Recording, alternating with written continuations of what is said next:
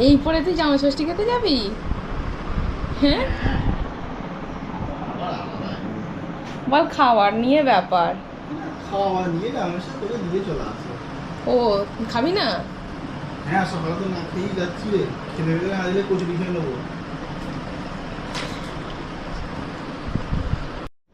চলো, ষষ্ঠী তো গেল অনেক দিন, কিন্তু ষষ্ঠীর মুহূর্তগুলো ক্যামেরাবন্দি করে পড়েই রয়েছে, সেই বাক্সবন্দির মতো। তাই ভাবলাম আজকে একটু সবার সাথে শেয়ার করা যাক। সকাল সকাল মেনুতে ছিল দই, চিড়ে, ফল, মিষ্টি আর পায়েস।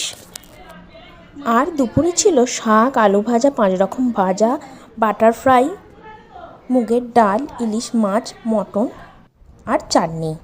আগে যেটা দেখালাম ওটা জামাইয়ের জন্য সাজানো, আর এটা হলো আমার। মটন বাদে বাকি সব কিছুই আমি খেয়েছি। আর এই সব কিছুই সকাল থেকে মা একা হাতে রান্না করেছে।